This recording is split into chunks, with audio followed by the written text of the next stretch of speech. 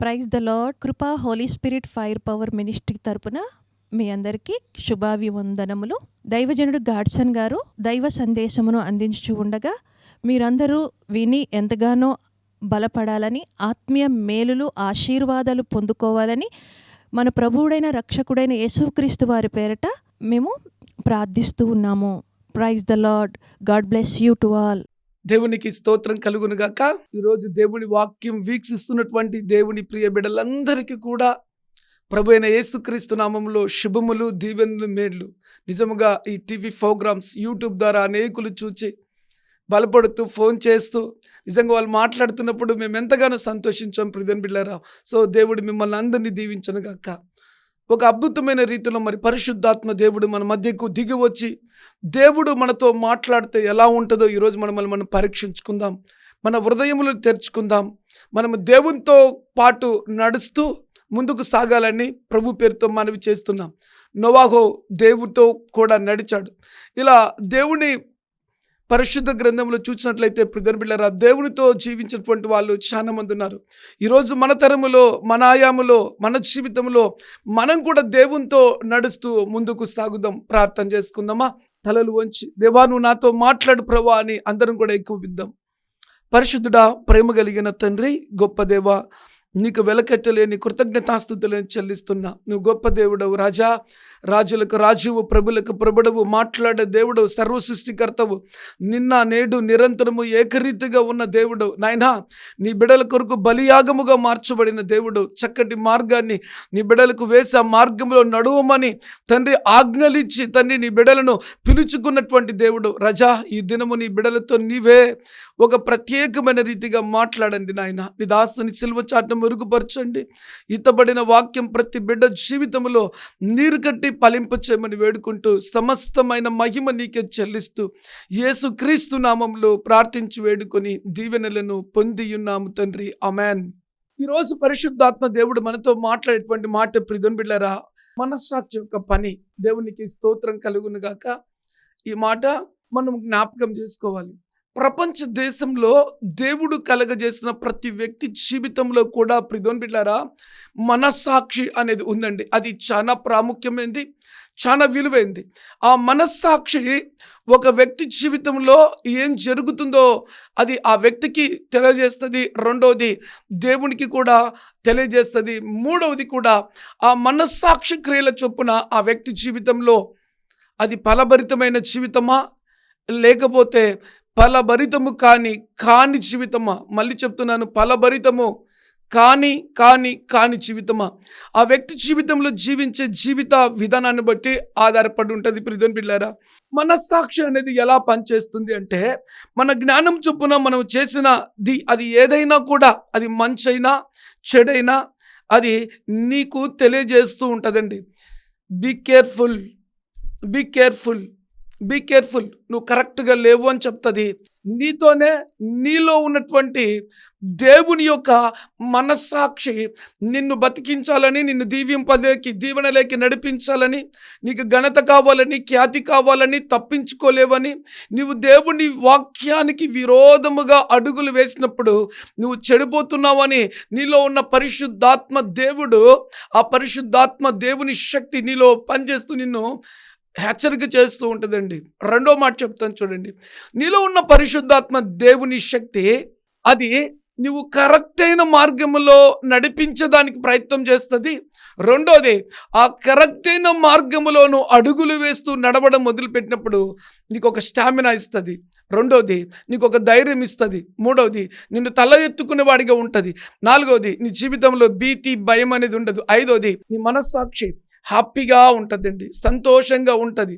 మాట మార్చి చెప్పమంటే నీ బ్రతుకు దినములల్లా నీ బ్రతుకు గురించి నీ మనస్సాక్షి నిన్ను పొడవదు.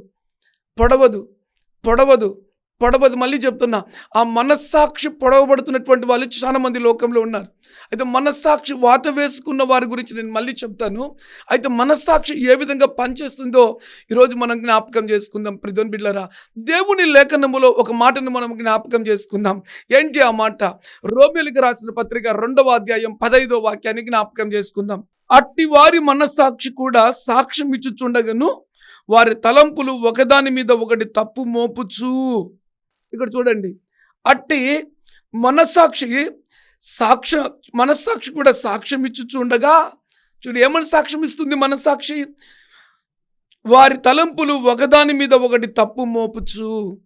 తప్పు, నీ మాట తప్పు, నీ ఆలోచన తప్పు, నీ అడుగులు తప్పు, నీ యొక్క ప్రవర్తన తప్పు, నీ అంతరంగంలో జరుగుతున్నటువంటి ఆ యొక్క క్రియలు తప్పు అని దేవుడు నిన్ను కలగజేశాడు. కాబట్టి దేవుడు పెట్టిన ఆత్మ నిన్ను గద్దిస్తూ ఉంటుంది. రెండోది, ఒకదాని మీద ఒకటి తప్పు మోపుతుంటుంది. నీ బ్రతికి ఏమైపోతుందో, నీ జీవితం ఏమైపోతుందో, నీ ఇష్టానుసారంగా జీవిస్తున్నావు, ఇవి చేయకూడదుగా, ఇవి మాట్లాడకూడదుగా, ఇలా జీవించకూడదుగా, ఇలా నువ్వు అడుగులు వేస్తూ పోతుంటే నువ్వు ఎన్ని తప్పులు చేస్తున్నావు నీకు తెలుసా? నీ తప్పుల గురించి నువ్వు ఒకరోజు నువ్వే చెప్పాలి అంటే చెప్పలేవు. బీ కేర్ఫుల్ అని నీ గురించి నీవే చెప్పుకోలేని వ్యక్తిగా, నీ గురించి నీవే మాట్లాడుకోలేని వ్యక్తిగా, నీ గురించి నీవే నీ సాక్ష్యముల విషయంలో నీ భర్తకు కానీ, భార్యకు కానీ, పిల్లలకు కానీ ఇలా ఉండు అని చెప్పుకునే విధంగా కాకుండా, ఆ మనస్సాక్షి నువ్వు చేసిన క్రియలను బట్టి అది నిన్ను డిస్టర్బ్ చేస్తూ ఉంటుంది. కడప భాషలో పొడుచుకుంటూ ఉంటుంది. ఒక సామెత, లోకములో ఒక సామెత ఉంది. ఏంటి ఆ సామెత తెలుసా? ఆవంట చేలో మేస్తుంటే దూడ గట్టును మేమని చెప్తుందంట. అది అయ్యే పని కాదండి. ఆవు ఎక్కడ మేస్తుంటే దూడ కూడా అక్కడికే వస్తుంది. కొందరు ఆత్మ సంబంధమైనటువంటి జీవితం జీవించకుండా దేవుడి మనస్సాక్షిని చంపుకొని బ్రతికినట్లయితే తల్లులు ఎలాగా ఉంటారో వారికి పుట్టిన బిడ్డలు కూడా దేవుని మనస్సాక్షిని చంపుకొని వారికి ఇష్టమైన జీవితం జీవిస్తూ వారి మీద నేరారోపణ చేస్తున్నప్పటికీ బ్రతికినాములే అంటూ బ్రతుకుతూ ఉంటారు. అది ఆ జీవితము అద్భుతమైన జీవితముగా ఉండదని ప్రభు పేరుతో మనవి చేస్తున్నా. ఫస్ట్ నువ్వు చేసే క్రియల చొప్పున నీలో ఉన్న దేవుని పరిశుద్ధాత్మ, ఆ మనస్సాక్షి నిన్ను మాటికి హెచ్చరిక చేస్తూ ఉంటుంది. అందుకే బైబిల్ చెప్తుంది తెలుసా? ఆ మాట ఏమని రాయబడింది చూడండి. ఈ మాట, ఒకదాని మీద ఒకటి తప్పు మోపుచూ ఉంటుందంట. అదే నువ్వు ఒక మంచి జీవితం జీవించినట్లయితే ప్రపంచంలో ఉన్న ప్రతి బిడ్డకు ఒక సవాలింగ్తో, ఒక ఛాలెంజింగ్తో కూడినటువంటి మాట ఇది. ఎందుకంటే దేవుడే ప్రతి ఒక్కరిని కలగజేశాడు. కృప వచ్చినప్పుడు యేసుక్రీస్తుని అంగీకరించి నీతి మార్గంలో నడుస్తారు. కృప లేనప్పుడు వారి క్రియల చొప్పున వారు పరిగెడుతూ ఉంటారు. ఆ జీవితపు దినాలు వేరు, క్రైస్తవ జీవితపు దినాలు వేరు. అయితే అద్భుతమైన మాట ఏంటంటే, ప్రపంచంలో ఉన్న ప్రతి బిడ్డ కూడా దేవుడు ప్రతి వ్యక్తికి కూడా ఒక మనస్సాక్షిని ఇచ్చాడు. ప్రియమైన బిడ్డలారా, అయితే దేవుని వాక్యం చెప్తుంది చూడండి. ఆ వ్యక్తి ఎప్పుడైతే చక్కటి కరెక్ట్ అయిన మార్గంలోకి వెళ్తున్నాడో, అడుగులు వేయడం మొదలుపెట్టినప్పుడు ఆ వ్యక్తిలో ఉన్నటువంటి మనస్సాక్షి ఏం చెప్తుందో బైబిల్ చెప్తుంది, చూద్దాం. లేక తప్పు లేదని చెప్పుకొని చుండగను అంటే ఈ మాట చూడండి. నీ మనస్సాక్షి నీతోనే మాట్లాడుతుంది. నువ్వు చేస్తున్నది కరెక్ట్, నువ్వు జీవిస్తున్నది కరెక్ట్, నువ్వు మాట్లాడుతున్నది కరెక్ట్, నీ అడుగులు కరెక్ట్, నీ తలంపులు కరెక్ట్ అని చెప్తుందండి. ఇంతకు ఈ రెండు విషయాలు నేను చెప్పాను కదా. మూడవది, మనస్సాక్షి దేని మీద ఆధారం చేసుకుని పనిచేస్తుంది? ఇది చాలా ప్రాముఖ్యమైనటువంటి మాట. ప్రియమైన బిడ్డలారా, ప్రపంచంలో ఉన్నటువంటి ప్రతి వ్యక్తి యొక్క మనస్సాక్షి ఒకదాన్ని బేస్ చేసుకుని మాత్రమే పనిచేస్తుందండి. ఆ ఒక్కటి ఏంటి? దేవుని గ్రంథం ఏం చెప్తుందో చూద్దాం ఈరోజు. చూడండి, ఇదే రోమిలకు రాసిన పత్రిక 2:15 రాయబడిన మాట నేను మీతో పంచుకుంటున్నాను. ప్రియమైన బిడ్డలారా, ధర్మశాస్త్రమును తమ హృదయముల యందు వ్రాయబడినట్లు చూపుచున్నది. ఆమె చెప్దామా? ధర్మశాస్త్రమును తమ హృదయముల యందు వ్రాయబడినట్లు చూపుచున్నది. హల్లెలూయా చెప్దామా? అంటే ప్రతి వ్యక్తి యొక్క జీవితంలో దేవుడు కలగజేసిన వ్యక్తులలో ఉన్నటువంటి మనస్సాక్షి ఎలాగా పనిచేస్తుందంటే, దేవుడి గ్రంథములో రాయబడినటువంటి దేవుని వాక్యం సెలవిస్తుంది కదా, ఆ మాటల చొప్పున, ఆ దేవుని వాగ్దానముల చొప్పున, ఆ ధర్మశాస్త్రము చొప్పున, ఆ ధర్మశాస్త్రము వారి హృదయములో రాయబడి, నువ్వు దేవుని వాక్యానికి విరోధంగా జీవిస్తున్నావు, కరెక్ట్గా జీవిస్తున్నావని ఆ దేవుని ఆత్మ దేవుడై ఉన్నాడు. ఆ ఆత్మ నీ యొక్క అంతరంగంలో ఉన్నది ఏంటంటే, దేవుడు జీవాయువును ఊదగా నువ్వు ఆత్మను పొందుకున్న వ్యక్తిగా మార్చబడ్డావు. నీ నాసిక రంధ్రములో దేవుడు జీవాయువును ఊదాడని బైబిల్ చెప్తుంది. ప్రియమైన బిడ్డలారా, సో ఈ ఆత్మ ఏం చెప్తుంది ఏమవుతుందంటే దేవుడి ధర్మశాస్త్రములోని దేవుడి మాటలకు నువ్వు కరెక్ట్గా ఉన్నావా లేదా అని నీ ఆత్మ నిన్ను శోధిస్తుందండి. నువ్వు పడిపోతున్నావా, కరెక్ట్ ఉన్నావా అని దేవుని ఆత్మ నీలో ఉండి దేవుని వాక్యానికి లోబడు అని ఆ వాక్యానికి బేస్ చేసి నీతో మాట్లాడుతూ ఉంటుందని ప్రభు పేరుతో మనవి చేస్తుంటున్నాను ప్రియమైన బిడ్డలారా. అయితే ఇంకొక అద్భుతమైన మాట మాట్లాడుకొని మనం ముందుకు వెళ్దాం. ఏంటి మాట చూద్దాం. ప్రపంచంలో ఉన్న ప్రతి వ్యక్తి యొక్క మనస్సాక్షి, అది దైవజనురాలైనా,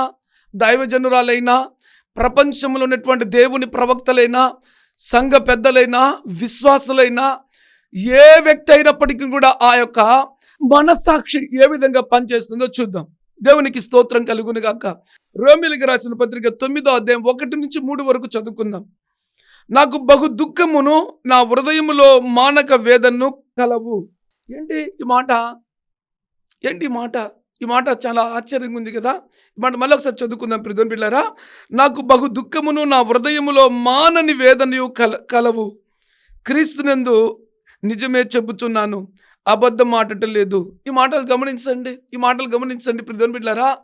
ఏ వ్యక్తి అయితే దేవుడి యొక్క వాక్యానికి విరోధముగా అడుగులు వేస్తూ ఉంటారో ఆ వ్యక్తి యొక్క హృదయం ఏ విధంగా ఉందంటే, నేను దేవునిలో కరెక్ట్గా లేను, నేను బాగా దేవునిలో సాక్షిగా జీవించుంటే నా జీవితం బాగుంటుంది, నా జన్మం బాగుంటుంది అనేది వారి హృదయములో దేవుని లేఖనాలను చూచినప్పుడు వారి హృదయంలో ఆ మనస్సాక్షి ఏ విధంగా ఉంటుందంటే మానక వేదనకు గురి అవుతూ ఉంటుందంట. నెహెమ్యా గ్రంథంలో మీరు చూసినట్లయితే, నెహెమ్యా దేవుడి గ్రంథాన్ని తీసి చదివినప్పుడు నెహెమ్యా గ్రంథంలోని 8వ అధ్యాయము 8వ వాక్యాన్ని మనం ఒకసారి జ్ఞాపకం చేసుకుందాం. అటువలే వారు దేవుడి గ్రంథమును స్పష్టంగా చదివి వినిపించి జనులు బాగుగా గ్రహించినట్లుగా దాన్ని అర్థం చెప్పిరి.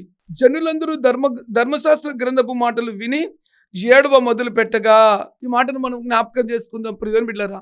మనలో ఉన్నటువంటి మనస్సాక్షి అంట దేవుడి వాక్యానికి విరోధముగా జీవించినట్లయితే దేవుడి వాక్యం చెప్తుంది మన జీవిత కాలం అంతా కూడా మనము ఎటువంటి వారిగా ఉన్నాము అంటే దేవుని బిడ్డలారా, మనస్సాక్షి అంట వేదనతోనే ఈ జీవితం ఎటువంటిదంటే చాలా భయంకరమైనటువంటి జీవితం అని ప్రభు పేరుతో మనవి చేస్తున్నానండి.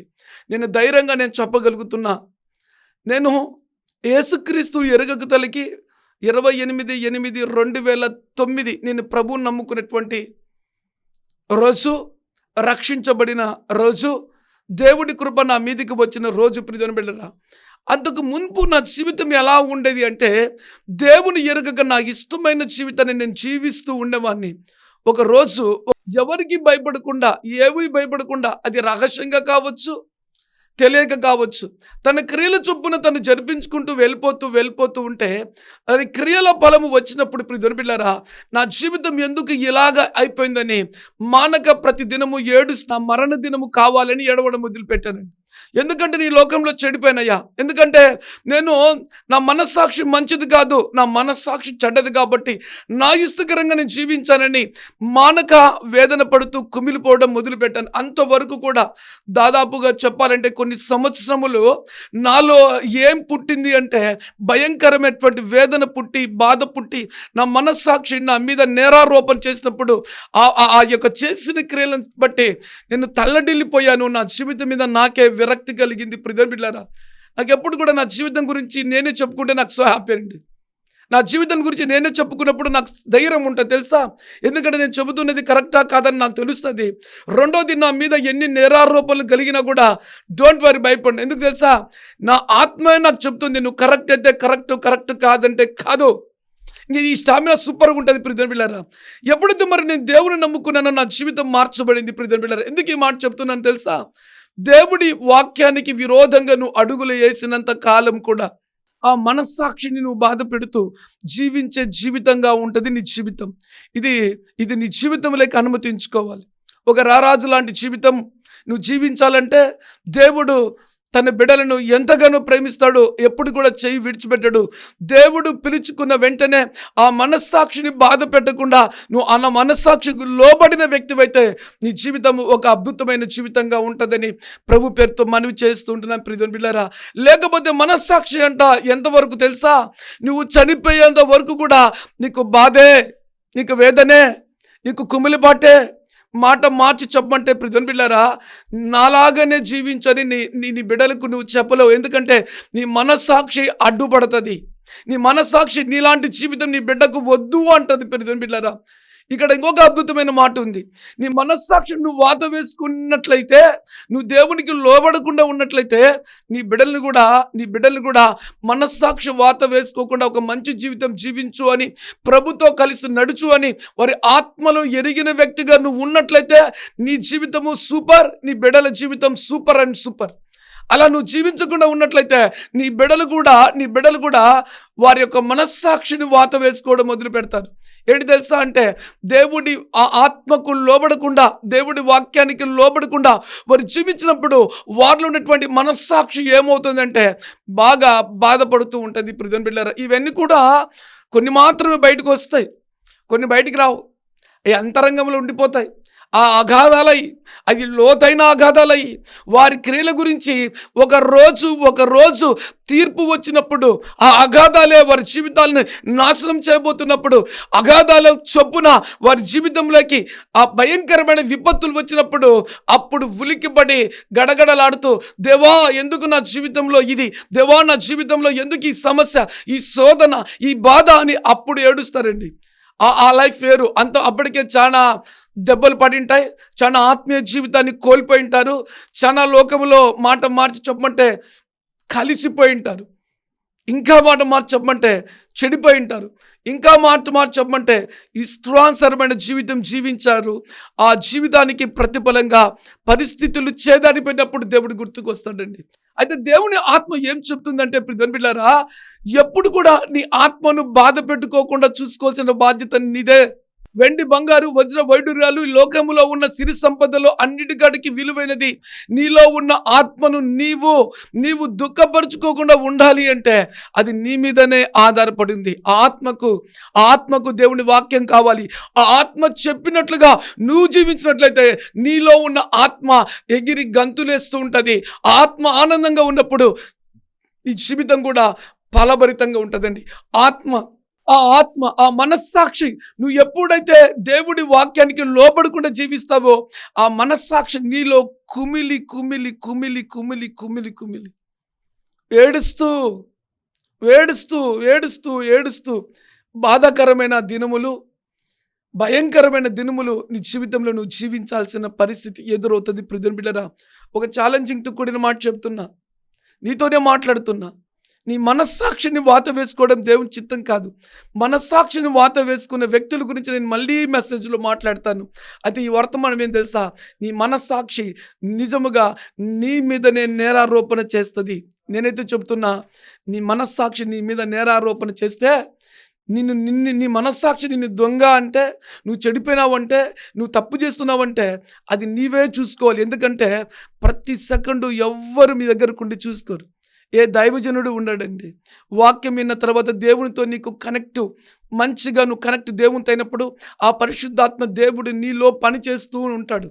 గమనించండి, ఆదివారం వాక్యం విని వెళ్ళిపోయిన తర్వాత ఇంకా అయిపోయింది రండి కాదు, ఆ వాక్యము నీ హృదయాలలోనికి చేర్చుకున్నప్పుడు ఆ వాక్యము నీ హృదయంలో పనిచేసి నీ బ్రతుకును ఒక అద్భుతమైనటువంటి దీవెనకరమైన జీవితాన్ని జీవించే విధంగా దేవుడి వాక్యము నిన్ను మండిస్తుంది. దేవుడి వాక్యం నిన్ను వెలిగిస్తుంది. ఆ దేవుడి వాక్యం నిన్ను తల ఎత్తుకునే వ్యక్తిగా మారుస్తుంది. ఆ దేవుడి వాక్యమే జ్ఞానమై ఉంది. ఆ జ్ఞానము పొందుకున్న వ్యక్తివైతే నీలో ఉన్న దేవుడి మనస్సాక్షిని నువ్వు బాధ పెట్టుకునే వ్యక్తిగా ఉండవు. దీనికి అంత ఘోరమైంది ఇంకొకటి లేదండి. దీనికి మించిన ఘోరమైంది లేదు. ఇక నీ మనస్సాక్షిని నువ్వే నాశనం చేసుకుంటున్నావంటే అది నువ్వే పరీక్షించుకోవాలి. నువ్వు ఎటువంటి జీవితం జీవిస్తున్నావో, ఏ మార్గాల గుండా వెళ్తున్నావో, ఏ లోయలు నీ కొరకు సిద్ధం చేయబడ్డాయో, ఏ అగాధాలు నీ కొరకు సిద్ధం చేయబడ్డాయో, ఎందుకు నీ జీవితాన్ని ఇలా నీ ఇష్టానుసారంగా నువ్వు జీవిస్తున్నావో పరీక్షించుకొని నీ హృదయాన్ని నీ మనస్సాక్షిని నువ్వు బాధ పెట్టుకోకుండా ఉన్నట్లయితే రియల్లీ గ్రేట్. ఒక చిన్న మాట నేను చెప్పి ముందుకెళ్ళేదానికి ప్రయత్నం చేస్తాను. ప్రియమైన బిడ్డలారా, దేవుడు నాతో ఒకసారి ఒక మాట చెప్పాడు. వ్యభిచార పాపం నుంచి విడుదల పొందడం ఎలా? నీ వ్యభిచార పాపం నుంచి విడుదల ఇచ్చి నిన్ను పవిత్రపరిచే దేవుడు ఎవరని లోకంలో లేతే ప్రపంచంలో ఉన్నాడా? మూడోది, వ్యభిచారాన్ని విడిచిపెట్టకుండా పాపం చేస్తూ ఉంటే పొందుకునేటువంటి పరిస్థితులు ఏంటో ఈ మూడిని గురించి ఒక 3 రోజులు మీటింగ్ పెట్టు అన్నాడు. నాకు ఆశ్చర్యం అనిపించింది. ప్రభా, ఈ మీటింగా ప్రభా? స్వార్థ సభలు, ఆరాధన సభలు, లేదా పరిశుద్ధాత్మ కుమ్మరింపు, లేదా ఇలాంటి స్తుతి కూటికలు ఇవన్నీ పెడతారు, మరి ఈ వ్యభిచార పాపం నుంచి మీటింగ్ పెట్టుకుంటారు ఏంటి ప్రభా అని దేవుడి మాటకు లోబడి దేవుని వాక్య ప్రసంగం చేస్తూ ఉన్నాను. మా చర్చిలో దేవుని ఆత్మతో నింపబడి మాట్లాడుతున్నాను. ఇదిగో మన మండలంలో వ్యభిచార పాపం నుంచి విడుదల పొందడం ఎలా అనే పోస్టర్లు లేపబడబోతున్నాయి అని చెప్తూ నేను మాట్లాడానండి. ఆ విధంగా దాదాపుగా కడప జిల్లా అంతా కూడా పోస్టర్స్ పబ్లిసిటీ చేశాము. చాలా ఎన్నో విరోధములు, వ్యతిరేకతలు వచ్చాయి, కానీ దేవుడు వాటన్నిటి నుంచి విడిపించాడు. దేవునికి స్తోత్రం కలుగునుగాక. ఆ పాంప్లెట్స్ చదువుబట్టుకొని నేను ఒక పబ్లిసిటీకి వెళ్తూ ఒక హోటల్కి వెళ్ళి ఒక కద్దరు గుడ్డలు వేసుకొని ఒక రారాజుగా ఉంటూ లావుగా హుందాగా ఉన్న వ్యక్తి దగ్గరికి దేవుడు అక్కడికి వెళ్ళి నువ్వు మాట్లాడన్నాడు. అంతే ఒక వ్యక్తి దగ్గరికి నేను అతని దగ్గరికి వెళ్ళాను. అంకుల్ వందనాలు అన్న. వందనాలు, నేను నీతో మాట్లాడాలి అని చెప్తూ, ఈ జీవితంలో నువ్వు ఎలాంటి బ్రతికావో, ఏది అబద్ధం చెప్పకుండా ధైర్యంగా చెప్పగలుగుతావా అని చెప్పి నేను మాట్లాడడం మొదలు పెడితే ఆ వ్యక్తి నా దగ్గర నుంచి పారిపోతున్నాడు. ప్రిజన్ బిళ్ళారు, అది నాకు ఇప్పుడు కూడా కళ్ళకు కట్టినట్టుగా ఉంది. ఏంటి ప్రభు అంటే, ఆ వ్యక్తి జీవితంలో ఎన్నో ఎన్నో ఎన్నో ఎన్నో ఎన్నో చెప్పుకోలేరు. అందుకే ఈ వర్తమానం ద్వారా దేవుడు నీతో మాట్లాడేది. ఈ వర్తమానం నీ హృదయంలో దాచిపెట్టుకోవాలి. నీ జీవితకాలం అంతా నీకు బలాన్ని ఇచ్చేది ఈ వర్తమానం, ఈ దేవుని వాక్యమే. నీ మనస్సాక్షి నీవే ఎప్పుడైతే బలపరుచుకుంటావో, నీ మనస్సాక్షి నువ్వు ఎప్పుడైతే కాపాడుకుంటావో, నీ లైఫ్ ఒక అద్భుతమైన రీతిగా ఉంటుంది. ప్రియమైన బిడ్డలారా, ఆ వ్యక్తి పారిపోతున్నాడు.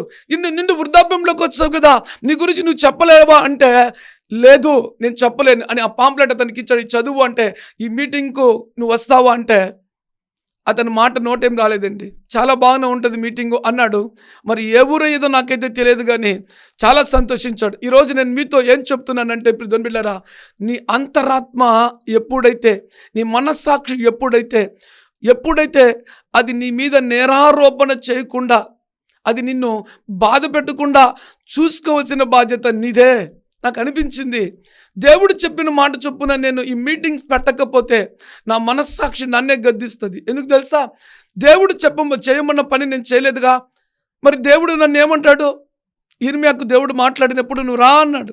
నాటుడుకు, పెళ్ళగించుటకు, కట్టుటకు, ఇదిగో నేను నిన్ను ప్రవక్తగా అభిషేకించాను, రా, నీ నోట నా మాటలు పెట్టాను రా అన్నాడు. ఒకవేళ ఇర్మియా రాకుండా ఉన్నప్పటికీ కూడా, బాలుడైనప్పటికీ కూడా దేవుడు పిలిచినప్పుడు ఇర్మియా ముందుకు అడుగులు వేయడం మొదలు పెట్టాడండి. నా మనస్సాక్షి కూడా ఇది మాటలతో కూడింది కాదు కదా ప్రభా, ఈ హెడ్డింగ్తో పెడితే ఎన్నెన్నో వస్తాయి, అయినా కూడా నువ్వు పెట్టు అన్నాడండి. పెట్టడం మొదలు పెట్టినప్పుడు దేవునికి ఎంతో మహిమకరంగా ఆ త్రీ డేస్ ఎంతో ఘనముగా మీటింగ్స్ జరిగావని ప్రభు పేరుతో మనవి చేస్తూ ఉంటున్నాను. ప్రియమైన బిడ్డలారా, ఈరోజు దేవుని వాక్యం చెప్తుంది, నువ్వు జీవించే జీవితాన్ని బట్టి నీ మనస్సాక్షి నీ మీద నేరారోపణ చేస్తుంది. Be careful. చూద్దాం దేవుని వాక్యంలో. నాకు బహు దుఃఖము నా హృదయములో మానక వేదన కలదు. క్రీస్తును నిజమే చెబుతున్నాను, అబద్ధం ఆడలేదు. పరిశుద్ధాత్మ యందు నా మనస్సాక్షి నాతో కూడా సాక్ష్యం ఇచ్చుచున్నది. సాధ్యమైన ఎడల దేహ సంబంధములైన నా సహోదరుల కొరకు నేను క్రీస్తు నుండి వేరే శాపగ్రస్తునై ఉండకూడదును. ఈ మాట చూడండి, ఈ మాటల్లో చాలా విషయాలు ఉన్నాయి. ప్రియమైన బిడ్డలారా, ఒక రకంగా చూసినట్లయితే క్రీస్తు నుండి వేరై శాపగ్రస్తుడై ఉందని రాయబడిందండి. గమనించండి, నీ జీవిత విధానాన్నంతా కూడా నీలో ఉన్నటువంటి నీలో ఉన్న మనస్సాక్షే నిన్ను నడిపిస్తుందని చెప్తాను. నీ మీద నేరారోపణ చేస్తుందని చెప్తాను. నీ మనస్సాక్షిని బట్టి నువ్వు ఎప్పుడైతే జీవిస్తావో అది మంచి జీవితంగానే ఉంటుంది, చెడ్డ జీవితంగానే ఉంటుంది. ఇది చాలా ప్రాముఖ్యమైన విషయం. నీ మనస్సాక్షికి నీవు బాధ పెట్టకుండా మనస్సాక్షికి లోబడినట్లయితే ఒక అద్భుతమైన వ్యక్తిగా నీ మనస్సాక్షి నిన్ను గొప్పవాడిగా చేసి తీసుకెళ్తుంది, ఆ గొప్ప మార్గములకు తీసుకెళ్తుంది. ఆ మనస్సాక్షి ఏం చెప్తా తెలుసా? దేవుని గ్రంథంలో వ్రాయబడిన మాట చొప్పున నువ్వు జీవించు అని చెప్పి నీకు ఘన విజయాన్ని ఇస్తుంది. బలాన్ని ఇస్తుంది, ధైర్యాన్ని ఇస్తుంది, విశ్వాసాన్ని ఇస్తుంది, నమ్మకాన్ని ఇస్తుంది, రాజమార్గాన్ని ఇస్తుంది. అంతేకాదు కానీ నిన్ను అంచెలంచెలుగా దీవించేది నీ మనస్సాక్షి. ఒకవేళ ఆ మనస్సాక్షి గన నీవు నీవు నీవు వాత వేయబడిన వ్యక్తిగా ఉన్నట్లయితే శాపగ్రస్తుడుగా అయ్యేదానికి కూడా ఛాన్సెస్ ఉంది. అందుకే ఒక అద్భుతమైన జీవితం. ఒకరోజు నువ్వు అంటావు, ఈరోజు ఈ వర్తమానం వింటూ దేవుని దగ్గర, ప్రభా నా జీవితాన్ని ఎందుకు పెట్టావు ఇలా, నా జీవితం లేకుండా బాగుంది, నాకైనా ఈ బాధ, నాకైనా ఈ సోద, నాకైనా ఈ నింద, నా జీవితంలో ఏం పాపం చేసుకున్నాను అని దేవుని నిందించే వ్యక్తిగా ఉంటావు. అప్పుడు దేవుడు ఏమంటాడు తెలుసా?